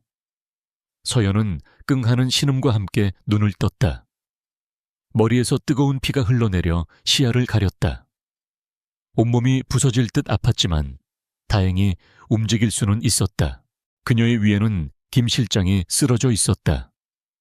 그는 서연을 보호하려다 머리에 큰 충격을 받은 듯 이마에서 피를 흘리며 의식을 잃은 상태였다. 운전기사 역시 핸들에 머리를 부딪혀 미동도 없었다. 공포가 엄습했다. 하지만 그 순간 그녀의 머릿속은 오히려 차갑게 식었다. 이곳은 병원이었고 자신은 의사였다. 환자가 눈앞에 있었다. 그녀의 몸이 본능적으로 움직였다. 김 실장님, 정신 차리세요. 서연은 김 실장의 어깨를 흔들며 그의 상태를 살폈다. 맥박을 확인하고 호흡을 체크했다. 동시에 자신의 찢어진 드레스 자락으로 그의 머리 상처를 꽉 눌러 지혈했다. 정신 차려요, 운전기사 아저씨. 그녀는 운전기사의 상태도 확인했다. 다행히 두 사람 모두 숨은 붙어 있었다. 주변은 아수라장이었다. 사고를 낸 트럭은 이미 사라지고 없었다. 너무나 의도적이고 깔끔한 사고였다. 잠시 후 찌그러진 차 문이 강제로 열리고 구조대원들이 들이닥쳤다. 서연은 공포에 질려 울부짖는 대신 놀라울 정도로 침착하고 정확하게 상황을 설명했다. 이 분은 머리에 강한 충격이 있었어요. 경추 손상 가능성이 있으니 조심해서 옮겨주세요. 저분은 흉부 압박이 의심돼요. 호흡부터 확보해주세요. 그녀의 의학적 지식과 침착함은 혼란스러운 사고 현장을 순식간에 정리했다. 구조대원들은 피투성이가 된 채로 전문적인 지시를 내리는 그녀를 경이로운 눈으로 쳐다보았다. 그 시각 진성그룹 본사 최고층 회의실. 강태준은 수조 원이 걸린 M&A 최종 협상 테이블에 앉아 있었다. 그의 앞에는 해외 기업의 대표단이 앉아 있었고 팽팽한 긴장감이 회의실을 감돌았다. 그때였다. 회의실에 두꺼운 문이 갑자기 열리고 그의 경호팀장이 새하얗게 질린 얼굴로 뛰어 들어왔다. 그는 강태준의 귓가에 무언가를 속삭였다. 순간 회의실에 있던 모든 사람들이 얼어붙었다. 강태준의 얼굴에서 모든 감정이 사라지고 지독한 냉기만이 남았다. 그의 눈은 인간의 것이라고 할 수 없을 만큼 차갑고 잔인한 사리로 가득 찬 포식자의 눈으로 변했다. 그는 자리에서 벌떡 일어섰다. 그의 움직임에 거대한 원목 테이블이 울렸다. 오늘 회의는 여기까지. 그의 목소리는 회의실의 공기를 얼려버릴 듯 차가웠다. 상대편 대표가 당황해서 무언가 말하려 했지만 강태준의 기세에 눌려 아무 말도 하지 못했다. 그는 수조 원짜리 계약을 헌신짝처럼 내팽개치고 한마디 설명도 없이 회의실을 나갔다. 진성그룹 역사상 단 한 번도 없었던 일이었다. 회의실에 남은 사람들은 그제야 깨달았다. 강태준에게는 이 거대한 계약보다 더 중요한 무언가가 있다는 것을, 그리고 그것을 건드린 자는 결코 무사하지 못할 것이라는 것을. 병원에 도착한 강태준의 모습은 분노 그 자체였다. 그의 주변에는 감히 누구도 접근하지 못할 만큼 맹렬한 기운이 뿜어져 나왔다. 그는 곧장 응급실로 향했다. 응급실 한쪽 구석에서 그는 이서연을 발견했다. 그녀는 이마에 하얀 붕대를 감고 흙과 피로 얼룩진 드레스를 입은 채 멍하니 앉아 있었다. 하지만 그녀의 시선은 자신이 아닌 수술실로 막 들어가는 김 실장이 실린 침대를 향해 있었다. 그녀가 고개를 돌려 자신을 발견하는 순간 그동안 억지로 붙잡고 있던 침착함이 무너져 내렸다. 그녀의 눈동자가 파르르 떨리며 그 안에 가득 고여있던 공포와 불안이 비쳤다. 강태준은 성큼성큼 그녀에게 다가갔다. 그리고는 와락 그녀의 어깨를 붙잡았다. 그는 마치 자신의 소유물이 부서지기라도 한 것처럼 다급하고 거친 손길로 그녀의 상태를 살폈다. 어디 다쳤어? 말해. 그의 목소리는 분노와 그가 평생 느껴보지 못했던 종류의 두려움으로 심하게 잠겨 있었다. 그것은 단순한 소유물의 파손에 대한 분노가 아니었다. 그녀를 잃을지도 모른다는 원초적인 공포였다. 서연은 그의 흔들리는 눈동자를 보며 아무 말도 하지 못했다. 그저 고개를 저을 뿐이었다. 강태준은 자신의 보안팀을 향해 돌아섰다. 그의 목소리는 이제 분노를 넘어선 얼음 같은 사리를 담고 있었다. 1시간 준다. 사고를 낸 트럭, 운전자, 그리고 그 배우까지. 모조리 찾아내. 산채로 내 앞에 끌고 와. 그의 명령에 보안팀원들이 흩어졌다. 응급처치를 받은 후 서연은 병실에 혼자 남았다. 사고의 순간이 계속해서 머릿속에서 재생되었다. 너무나 의도적이었던 사고. 이것은 명백히 자신을 노린 것이었다. 아니, 정확히는 자신을 통해 강태준을 노린 것이었다. 그녀는 소름 끼치는 진실을 깨달았다. 자신이 강태준의 약점으로 존재하는 한 이런 위협은 앞으로도 계속될 것이다. 조용히, 수동적으로 그의 인형으로 살아남으려는 전략은 더 이상 유효하지 않았다. 그렇게 있다가는 정말로 죽을 수도 있었다. 살아남기 위해서는 더 이상 연약한 폰으로 남아있어서는 안 되었다. 스스로를 지키고 방역할 수 있는 체스판 위에 다른 기물이 되어야만 했다. 얼마 후 강태준이 병실로 돌아왔다. 그의 얼굴은 다시 평소의 냉정을 되찾았지만 그 표면 아래에서는 들끓는 용암 같은 분노가 느껴졌다. 그는 서연의 침대 옆에 서서 복잡한 눈으로 그녀를 내려다보았다. 다시는 펜트하우스 밖으로 나갈 생각 마. 그것은 두려움에서 비롯된 명령이었다. 내가 그 쥐새끼들을 전부 처리할 때까지. 서연은 그런 글을 말없이 올려다보았다. 그녀의 눈에서는 더 이상 두려움이 보이지 않았다. 대신 그 자리에는 차갑고 단단한 결의가 서려 있었다. 그녀의 세장은 이제 그녀를 지키는 요새가 되어야 했다. 그리고 그녀는 그 요새 안에서 자신만의 무기를 갈고 닦을 준비를 해야 했다. 사고 이후 펜트하우스의 공기는 무겁게 가라앉았다. 강태준은 보안 시스템을 최고 등급으로 올렸고 서연의 모든 움직임은 이전보다 훨씬 더 철저한 통제에 놓였다. 하지만 서연은 더 이상 답답함을 느끼지 않았다. 그녀에게 이 황금세장은 이제 자신을 보호하는 가장 안전한 요새였다. 사고는 그녀에게서 두려움을 앗아가는 대신 차가운 결의를 남겼다. 그녀는 더 이상 수동적인 희생자로 남지 않기로 결심했다. 살아남기 위해, 그리고 언젠가 이 모든 것을 끝내기 위해 그녀는 스스로를 단련해야만 했다. 의학 공부는 계속되었지만 이제 그녀의 관심사는 한 분야에만 머무르지 않았다. 그녀는 강태준의 서재에 있는 모든 경제서적을 섭렵하기 시작했다. 그가 테이블 위에 아무렇게나 던져놓는 경제신문과 주식시장 보고서를 꼼꼼히 읽었고 그의 통화 내용에 이전보다 훨씬 더 집중하며 귀를 기울였다. 그녀는 더 이상 수동적인 관찰자가 아니었다.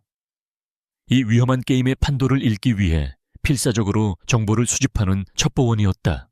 강태준은 두 개의 전선에서 동시에 전쟁을 치르고 있었다. 하나는 서연을 공격한 배후를 잔인할 정도로 파헤치는 복수전이었고 다른 하나는 사고로 인해 좌초될 위기에 놓인 해외 M&A 협상을 지키는 방어전이었다. 강민혁 부회장은 이 기회를 놓치지 않았다. 그는 이사회에서 강태준 회장의 사생활 문제가 경영의 안정성을 해치고 있다며 연일 그를 공격했다. 강태준은 인생에서 처음으로 수세에 몰리고 있었다. 서연은 그의 위태로운 상황을 조용히 지켜보았다. M&A 실패는 정확히 강민혁이 원하는 그림이었다.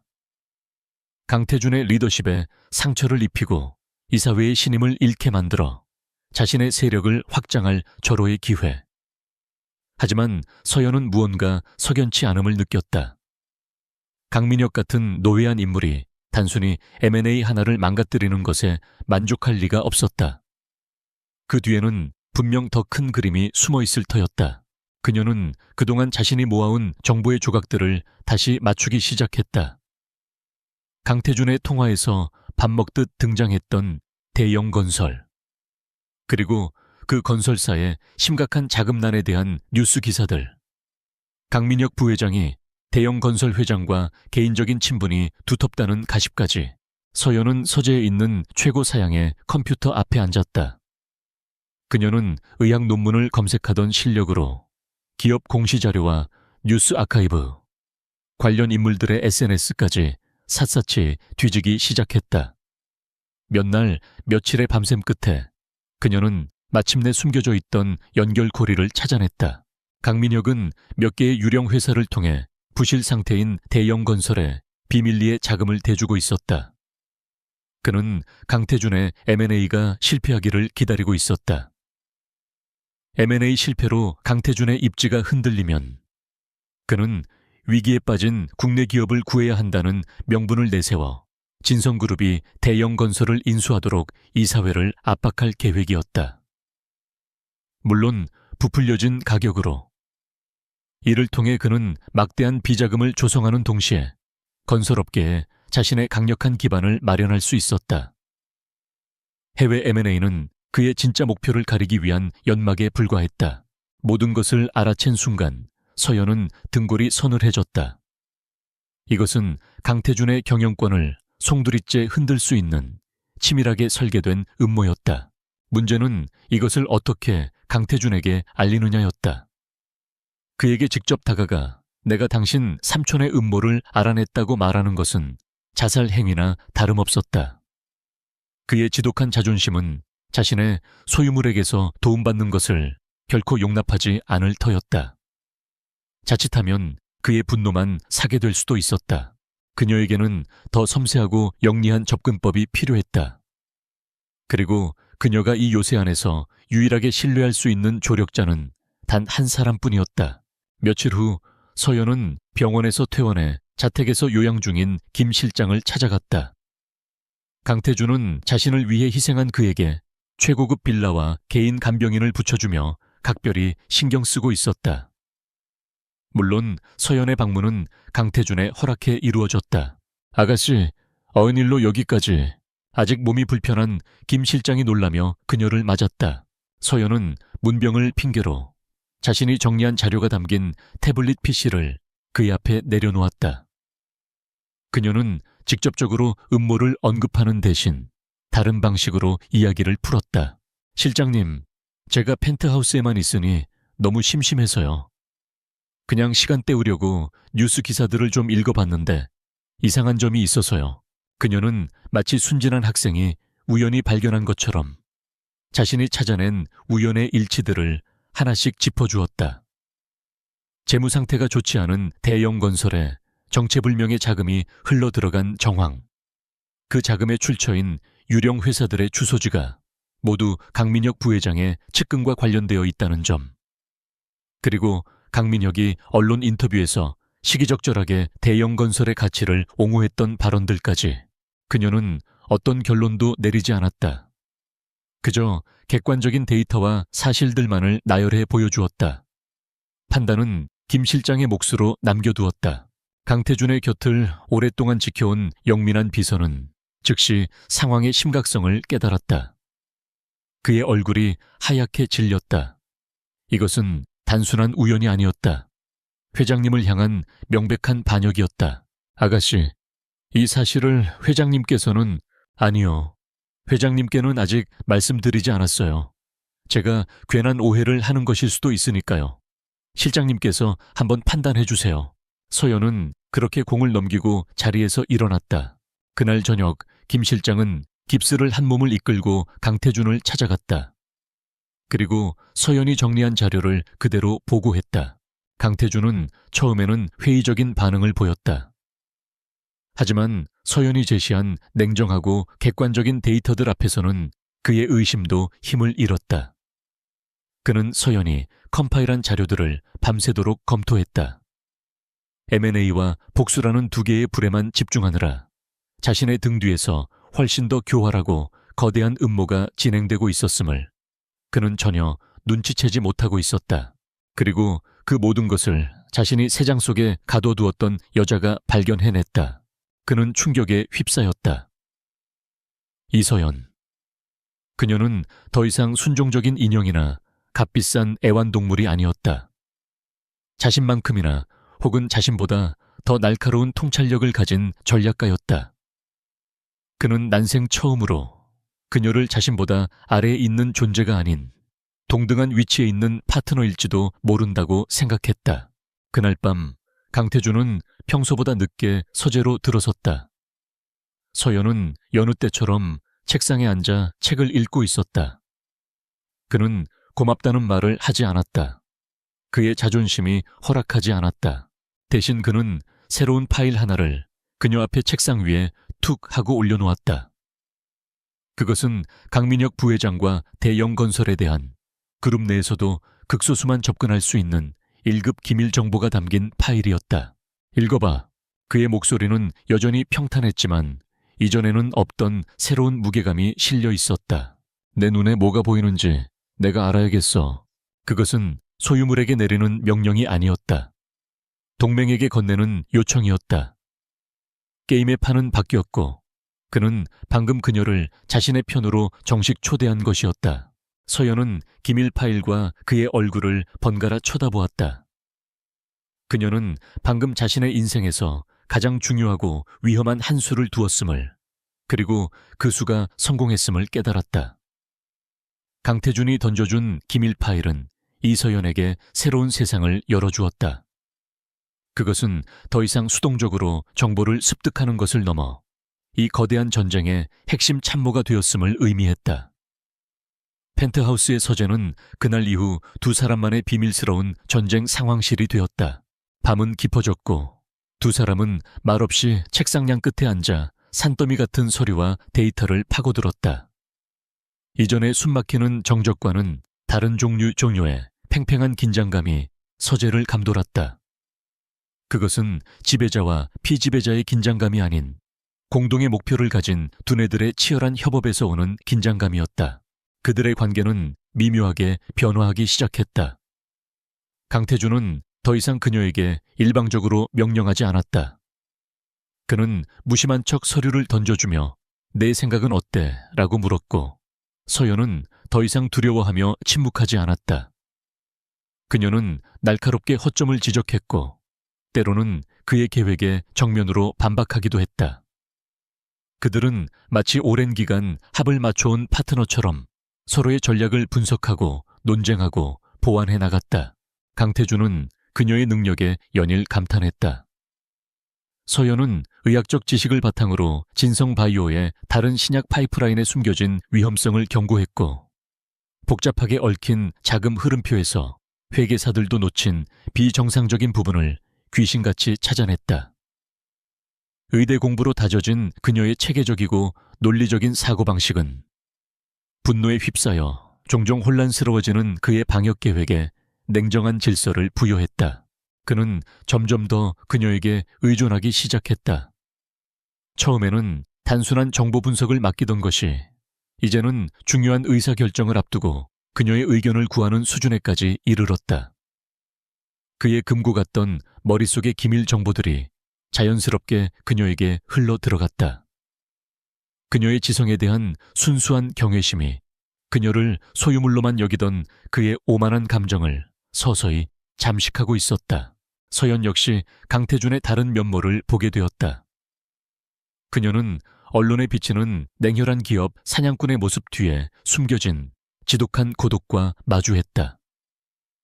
사방이 적으로 둘러싸인 채 단 한순간도 경계를 늦출 수 없는 총수의 자리. 혈육에게조차 배신당하고 자신의 약한 모습을 보일 단 한 사람도 없는 그의 처절한 외로움. 그녀는 또한 김 실장처럼 자신에게 충성하는 소수의 사람들에게는 그가 얼마나 맹렬하게 의리를 지키는지도 보았다. 그녀는 괴물이라고 생각했던 남자의 가면 뒤에서 상처 입고 발톱을 세운 채 홀로 싸우고 있는 한 인간을 보기 시작했다. 그를 향한 원망과 분노는 여전했지만 그 밑바닥에서 아주 옅은 그러나 분명한 연민의 감정이 싹트고 있었다. 그것은 위험한 감정이었다. 감정의 균열은 예고 없이 찾아왔다. 며칠째 이어진 밤샘 작업으로 두 사람 모두 극도로 예민해져 있던 밤이었다. 강태준은 복수와 방역을 서두르며 스스로를 한계까지 몰아붙이고 있었다. 그는 몇 시간째 커피로 버티며 모니터에서 눈을 떼지 못했다. 서연은 그의 얼굴이 병적으로 창백해지고 식은땀이 흐르는 것을 발견했다. 그가 무의식적으로 관자놀이를 꾹꾹 누르는 것을 보고 그녀는 그가 극심한 스트레스성 편두통에 시달리고 있음을 직감했다. 그만하세요. 서연이 나지막이 말했다. 조금 쉬셔야 해요. 그러다 쓰러집니다. 강태준은 그녀의 말을 무시했다. 자신의 약한 모습을 특히 그녀 앞에서 드러내고 싶지 않았다. 신경 꺼. 그가 날카롭게 쏘아붙였다. 이전의 서연이었다면 거기서 물러났을 것이다.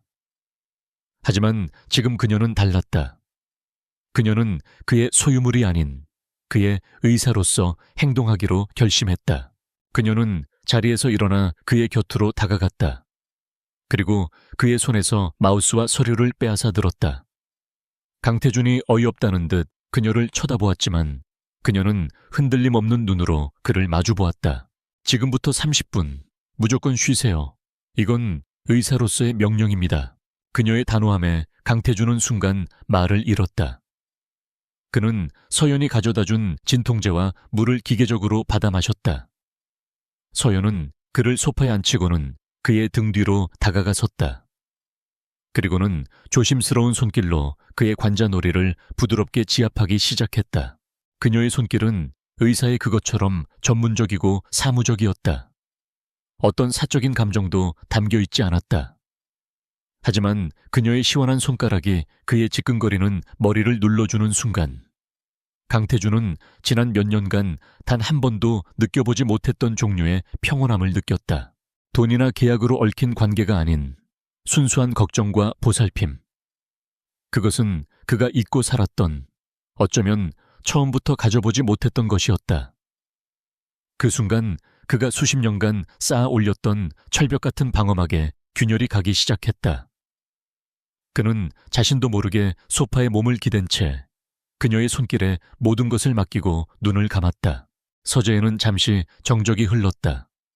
오직 두 사람의 숨소리와 그녀의 손가락이 그의 피부에 스치는 소리만이 들렸다.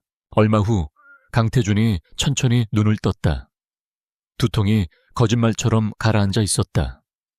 그는 고개를 돌려 그녀를 보았다. 아주 가까운 거리에서 그들의 시선이 허공에서 얽혔다.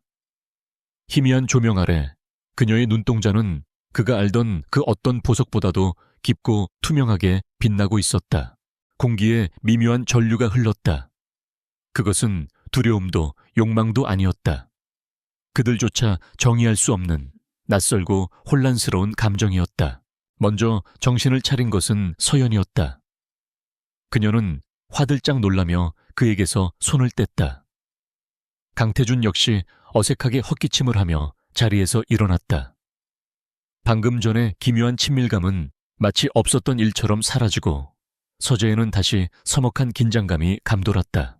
하지만 무언가 돌이킬 수 없이 변해버렸음을 두 사람 모두 알고 있었다.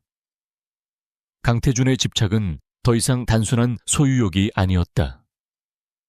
그녀를 지키고 싶다는 보호 본능과 혼란스러운 부드러움이 뒤섞이기 시작했다. 서연의 두려움 역시 절대적이지 않았다.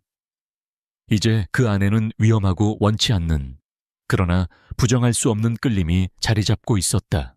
며칠 후 마침내 결전의 날이 밝았다. 강태준은 강민혁의 모든 비리를 폭로하고 그를 끌어내리기 위한 이사회를 소집했다. 그는 완벽하게 다려진 슈트를 입고 전쟁터로 나서는 장수처럼 비장한 표정으로 펜트하우스를 나설 준비를 했다. 서재 문 앞에 서서 그를 지켜보던 서연과 눈이 마주쳤다. 그는 잠시 망설이더니 그녀에게로 다가왔다. 그는 행운을 빌어달라는 감상적인 말 대신 지극히 현실적이면서도 그들의 관계에서는 가장 의미심장한 말을 건넸다. 내가 없는 동안 대형건설 주가 흐름 좀 체크해줘. 그것은 그녀를 신뢰한다는, 자신의 등을 맡기는 파트너로 인정한다는 무언의 고백이었다. 서연은 말없이 고개를 끄덕였다. 그 말에 담긴 무게를 그녀는 충분히 이해하고 있었다. 그가 떠난 후 텅 빈 펜트하우스에 홀로 남은 서연은 거대한 통유리창 앞에 섰다. 감금자와 피감금자, 적과 동지. 그들을 나누던 모든 경계선이 위험할 정도로, 그리고 짜릿할 정도로 흐릿해져 있었다. 진성그룹 본사 30층 대회의실. 공기는 칼날로 베일 듯 팽팽했다. 강태준은 거대한 스크린 앞에 서서 서연이 정리해준 데이터를 바탕으로 강민혁의 죄목을 하나씩 폭로하고 있었다. 그의 목소리는 낮고 차가웠지만 회의실 전체를 압도하는 힘이 있었다. 대형 건설을 이용한 비자금 조성 계획, 유령 회사를 통한 주가 조작, 그리고 결정적으로 JS 예웰 신약의 임상 데이터 조작 의혹까지. 증거는 명백했고 논리는 완벽했다. 이사들의 얼굴은 경악과 충격으로 굳어갔다. 처음에는 여유만만하던 강민혁의 얼굴이 서서히 잿빛으로 변하고 있었다. 그는 강태준이 이 모든 것을 알고 있으리라고는 꿈에도 상상하지 못했다. 강태준이 마지막 결정타를 날리려는 순간이었다. 그의 주머니 속에서 스마트폰이 짧게 진동했다. 모르는 번호였다. 그는 무시하려 했지만 연이어 도착하는 메시지에 어쩔 수 없이 화면을 확인했다. 그리고 그의 심장이 얼어붙었다. 화면에는 낡은 창고를 배경으로 의자에 묶인 채 의식을 잃고 있는 서연의 아버지가 찍혀 있었다. 사진 밑에는 현재 시각이 찍혀 있었다. 바로 몇 분 전이었다. 이어 도착한 문자 메시지는 짧고 간결했다. 회의를 중단하고 나와. 그렇지 않으면 저 영감은 죽는다. 원본 자료를 가지고 내 여자에게 연락해라. 장소는 그녀에게 알려주겠다. 강민혁이었다. 궁지에 몰린 그가 꺼내든 마지막이자 가장 비열한 카드였다. 강태준은 불가능한 선택의 기로에 놓였다. 여기서 삼촌을 몰아내고 진성그룹을 지킬 것인가? 아니면 이 모든 것을 포기하고 서연의 아버지를 구할 것인가? 그는 테이블 건너편의 삼촌을 노려보았다. 강민혁은 이제 절망적인 승자의 미소를 띠고 있었다. 회의실의 모든 이사들이 숨을 죽인 채 강태준의 다음 말을 기다리고 있었다. 잠시 침묵이 흘렀다. 그리고 강태준은 모두의 예상을 뒤엎는 결정을 내렸다. 그는 프레젠테이션을 중단하고 마이크를 내려놓았다. 긴급한 개인 사정으로 오늘 이사회는 여기까지 하겠다. 추후 다시 소집하겠다. 그의 선언에 회의실은 아수라장이 되었다. 이사들의 웅성거림과 항의를 뒤로 한 채 그는 한치의 망설임도 없이 회의실을 빠져나왔다. 혼돈 속에 남겨진 강민혁의 얼굴에 교활한 미소가 스쳐 지나갔다. 그 시각 펜트하우스. 서연은 강태준의 말대로 대형 건설의 주가 흐름을 모니터링하고 있었다. 그때 낯선 번호로 전화가 걸려왔다. 불길한 예감에 휩싸이며 전화를 받은 그녀의 귀에 소름 끼치는 목소리가 들려왔다. 오랜만이구나, 서연아. 강민혁이었다. 내 아비는 내가 데리고 있다. 살리고 싶으면 지금부터 내 말을 잘 들어라. 그는 폐공장 주소를 불러주며 강태준과 서연이 모은 모든 증거자료 원본을 가지고 혼자 오라고 협박했다. 그는 강태준이 절대 그녀를 혼자 보내지 않을 것을 알고 있었다. 그녀의 가장 큰 약점인 아버지를 이용해 그녀를 고립시키고 모든 것을 빼앗으려는 속셈이었다. 서연의 세상이 무너져 내렸다. 하지만 그녀는 울거나 절망할 시간이 없었다. 전화를 끊자마자 그녀는 이미 무엇을 해야 할지 알고 있었다. 얼마 후 강태준이 폭풍처럼 펜트하우스로 들이닥쳤다. 그의 얼굴은 분노로 이성을 잃기 직전이었다. 그는 서연을 보자마자 그녀를 안전한 곳에 가두고 혼자 가려 했다. 당신은 절대 못 가. 내 아버지야. 내가 가야만 해. 처음으로 두 사람 사이에 격렬한 언쟁이 오갔다. 그의 눈에는 그녀를 잃을지도 모른다는 공포가, 그녀의 눈에는 아버지를 구해야 한다는 절박함이 서려 있었다. 하지만 비난하고 싸울 시간은 없었다. 그들의 눈빛이 허공에서 부딪히는 순간 그들은 말없이 서로의 뜻을 이해했다. 그들은 이제 파트너였다. 두 사람은 짧은 시간 동안 미친 듯이 머리를 맞대고 계획을 세웠다. 강태준은 그녀를 혼자 보낼 수 없었고 서연은 강민혁이 자신 외에는 아무도 만나주지 않을 것을 알았다.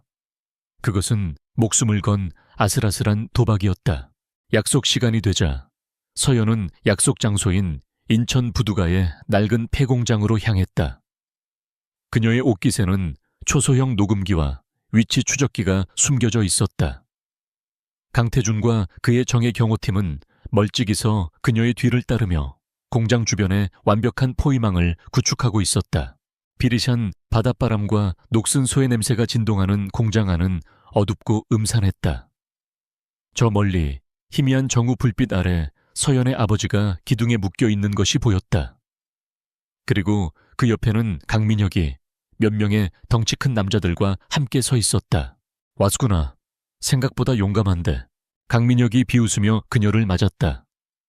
그는 여전히 서연을 어리고 만만한 계집애로 보고 있었다. 서연은 두려움으로 떨리는 다리에 힘을 주며 침착함을 유지하려 애썼다. 그녀는 시간을 끌어야 했다. 아버지는 무사하신가요? 내가 어떻게 하느냐에 달렸지. 자료는 가져왔나? 서연은 들고 온 서류 가방을 보여주었다. 강민혁의 눈이 탐욕스럽게 빛났다. 내옮기기 전에 당신의 목소리로 직접 확인받고 싶은 게 있어요. 뭐? 우리 아버지를 납치한 것, 교통사고를 사주한 것, 그리고 진성그룹의 돈을 빼돌리려 한 것까지. 모두 당신이 한 짓이라고 여기서 인정하세요. 그럼 이 자료를 넘겨드리죠. 서연의 당돌한 요구에 강민혁은 어이없다는 듯 웃음을 터뜨렸다. 미쳤구나. 네가 지금 협상을 할 처지라고 생각해? 협상이 아니에요. 확인이죠. 어차피 이 자료만 손에 넣으면 당신이 승리하는데 마지막으로 패자에게 그 정도 인정은 해줄 수 있는 거 아닌가요? 서연은 그의 자존심을 교묘하게 자극했다. 궁지에 몰린 자의 오만함. 그녀는 그것을 노렸다. 그래, 좋다. 내 아비를 이렇게 만든 것도 나고 널 교통사고로 위장해서 겁준 것도 나다. 진성그룹은 원래 내 것이었어. 네가 감히 내 계획을 망쳤으니 이 정도 대가는 치러야지. 그가 광기 어린 목소리로 모든 것을 자백하는 순간 서연은 자신의 임무가 끝났음을 직감했다. 강민혁이 부하에게 자료를 뺏어오라고 손짓하는 순간이었다. 그 역시 무언가 잘못되었음을 깨달은 듯 섬뜩한 눈으로 서연을 쳐다보았다. 네오, 설마! 그가 다급하게 소리치며 서연의 아버지에게 다가가 흉기를 겨누었다. 바로 그 순간 공장의 모든 창문이 깨지며 검은 옷을 입은 남자들이 연기처럼 쏟아져 들어왔다. 강태준의 경호팀이었다. 그들은 엄청난 굉음과 섬광탄을 터뜨리며 순식간에 강민혁의 부하들을 제압했다. 혼란의 와중에도 강태준은 오직 한 곳을 향해 달려갔다. 그는 서연과 그녀의 아버지를 자신의 몸으로 감싸 안으며 보호했다. 그리고 마침내 무너져 내린 자신의 삼촌과 마주섰다.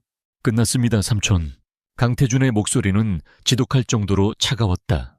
그때 공장 밖에서 수많은 경찰차의 사이렌 소리가 요란하게 울리며 다가왔다. 강태준이 미리 연락해둔 경찰들이었다. 강민혁과 그의 부하들은 꼼짝없이 체포되었다. 서연이 녹음한 그의 자백은 그가 다시는 세상의 빛을 보지 못하게 할 결정적인 증거가 될 터였다. 모든 것이 끝났다. 구급대원들이 서연의 아버지를 조심스럽게 구급차로 옮기는 동안 서연은 그 자리에 주저앉아 가쁜 숨을 몰아쉬었다. 그때 강태준이 그녀에게 다가와 거칠지만 단호한 손길로 그녀를 일으켜 품에 안았다. 그것은 소유욕에서 비롯된 포옹이 아니었다.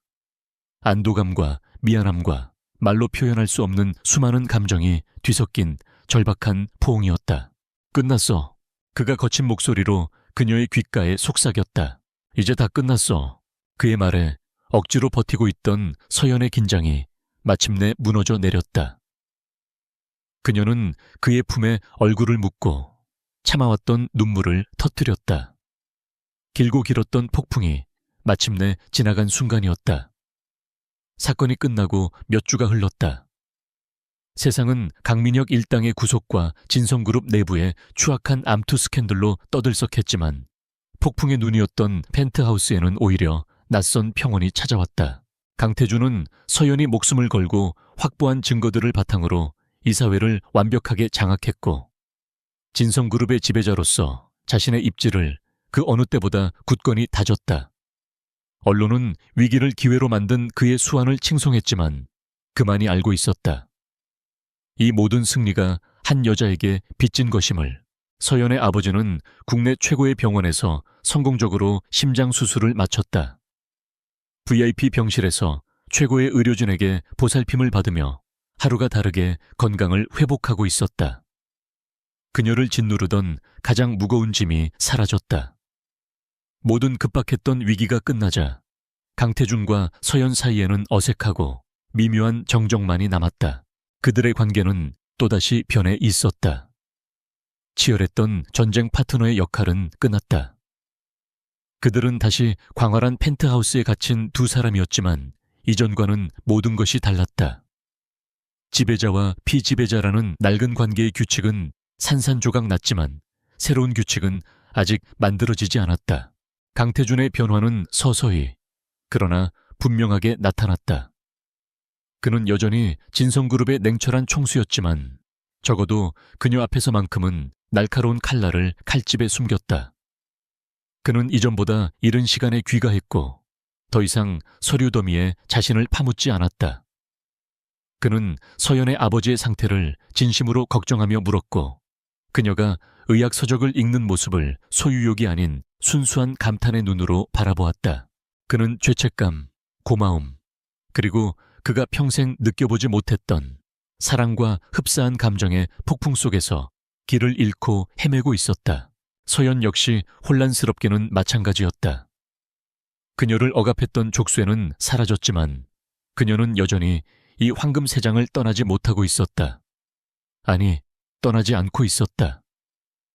그녀는 자신을 괴물이라고 생각했던 남자의 인간적인 고뇌와 서툰 변화를 지켜보며 자신의 마음속에서도 원망과 연민, 그리고 부정하고 싶은 끌림이 뒤섞여 있음을 인정해야만 했다. 마침내 강태준이 먼저 침묵을 깼다. 어느 맑은 아침, 그는 서연에게 서재에서 잠시 보자는 요청을 했다. 분위기는 그 어느 때보다 진지하고 무거웠다. 서연이 서재로 들어서자 그는 잘 닦인 마호간이 책상 앞에 서 있었다. 그의 앞에는 서류 2장이 놓여 있었다. 그는 말없이 첫 번째 서류를 그녀에게 내밀었다. 그것은 몇 달 전 그녀가 굴욕 속에서 서명했던 개인 서비스 계약서였다. 그리고 그 계약서의 모든 조항 위에는 굵고 붉은 글씨로 무효, VOID라는 도장이 찍혀 있었다. 이 계약은 이제 끝났어. 그가 나지막이 말했다. 당신 아버님의 병원비, 그리고 앞으로의 모든 치료비는 내가 평생 책임질 거야. 이 계약과는 상관없이. 이어서 그는 2번째 서류를 내밀었다. 그것은 미국의 존스 홉킨스 의과대학의 입학 허가서와 함께 전액 장학금 및 생활비 지원 증서였다. 모든 지원은 진성그룹과는 전혀 관련 없는 한 장학재단의 이름으로 되어 있었다. 그가 그녀의 자존심을 지켜주기 위해 세심하게 배려한 흔적이었다. 당신은 이제 자유야. 그의 목소리는 담담했지만 그 안에는 깊은 회한이 담겨 있었다. 가고 싶으면 언제든 떠나. 세상 최고의 의사가 될 수 있도록 내가 뒤에서 조용히 도울게. 그것은 그녀가 그를 만나기 전 간절히 꿈꿨던 삶이었다. 완벽한 자유와 의사로서의 빛나는 미래, 모든 것을 되돌릴 수 있는 기회. 강태준은 잠시 말을 멈추고 창밖을 바라보았다. 아침 햇살이 그의 날카로운 옆 얼굴을 비추었다. 미안했어. 그처럼 오만한 남자의 입에서 나온 믿을 수 없는 사과였다. 처음엔 오만함으로 당신을 샀고 그 다음엔 집착으로 당신을 가뒀어. 하지만 이제는 당신을 내가 아는 그 어떤 사람보다도 존경해. 그는 모든 것을 내려놓았다. 그녀에게 완벽한 자유를 주고 자신의 잘못을 인정했다. 그리고 그는 마지막으로 자신의 모든 것을 걸고 진짜 제안을 건넸다. 그는 더 이상 명령하거나 선언하지 않았다. 조심스럽고 진심 어린 목소리로 물었다. 하지만 만약 당신만 괜찮다면. 그는 돌아서서 처음으로 그녀의 눈을 똑바로 마주 보았다. 그의 눈에는 더 이상 지배자의 오만함이나 집착이 아닌 한 남자의 서툴고 진실된 감정이 담겨 있었다. 계약이나 통제 같은 것 말고 서로를 존중하는 파트너로서 이 집에서 나와 함께 새로운 관계를 시작해 줄 수 있겠어? 당신의 결정이 어떻든 나는 받아들일 거야. 서연은 자신의 앞에 놓인 2개의 선택지를 말없이 내려다보았다. 비행기 티켓은 과거 그녀의 꿈이었고 무효가 된 계약서는 악몽의 끝이었다. 그리고 그녀는 자신의 앞에 서 있는 남자를 보았다.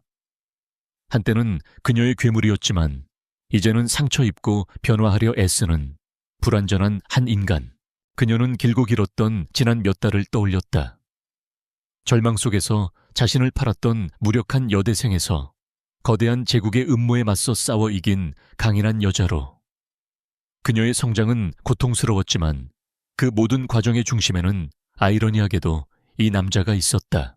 서연은 천천히 손을 뻗었다. 하지만 그녀가 집어든 것은 비행기 티켓이 아니었다.